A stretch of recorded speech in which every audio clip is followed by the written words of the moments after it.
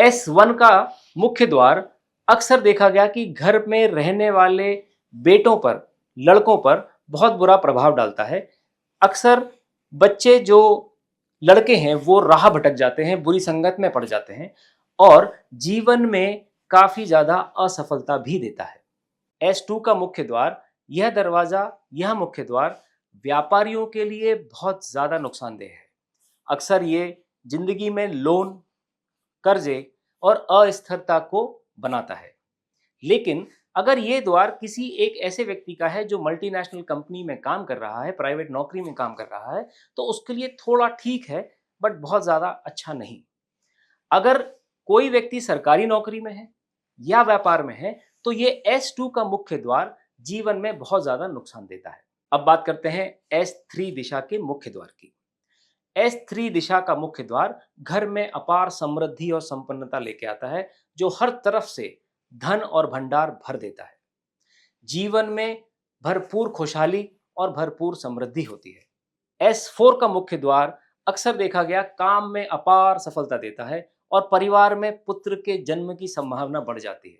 इसका मतलब ये नहीं कि पुत्री नहीं हो सकती, लेकिन मैं सिर्फ संभावनाओं की बात कर रहा हूं। S4 का मुख्य द्वार शुरू किए गए सभी कार्यों में बहुत अच्छा परिणाम देता है और उनके बहुत अच्छे फल भी देता है और हमेशा आपको प्रोडक्टिव रिजल्ट्स भी मिलते हैं। अब हम बात करते हैं S5 दिशा के मुख्य द्वार की। S5 दिशा का मुख्य द्वार जीवन में बहुत भारी कर्जे, मानसिक उलझन और अक्सर परेशानियों का कारण बनता है। ऐसे दरवाजे मुख्य द्वार होने से जीवन में कर्जे बढ़ते रहते हैं और सामने कोई समाधान नहीं दिखता।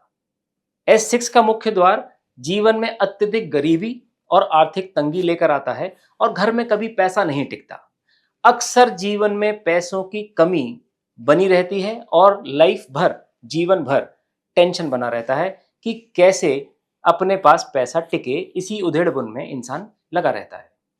यह द्वार किसी भी घर के लिए सबसे ज्यादा नकारात्मक है। अब हम बात करते हैं S7 दिशा के मुख्य द्वार की।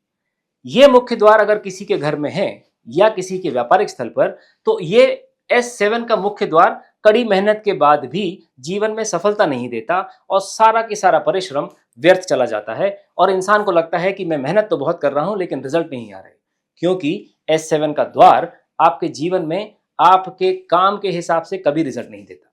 अब हम बात करते हैं S8 के मुख्य द्वार की।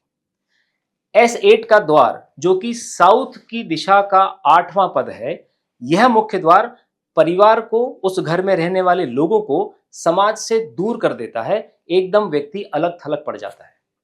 उसके साथ सामाजिक दूरियां बढ़ने लगती हैं और साथ साथ उसके जीवन पर आर्थिक बोझ लगातार बना रहता है। अब हम बात करते हैं दक्षिण दिशा के 8 पदों के मुख्य प्रवेश द्वार के समाधान के बारे में।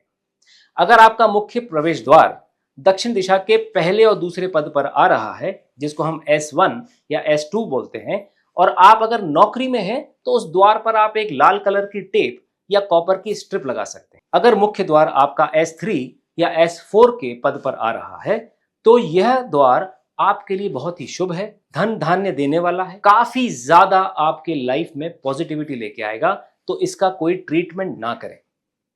यदि आपका मुख्य द्वार S5 से लेकर S8 के बीच में कहीं पर भी आता है, तो वह मुख्य द्वार आपको बंद करना ही होगा, क्योंकि यही उसका उपचार है, यही उसका उपाय है।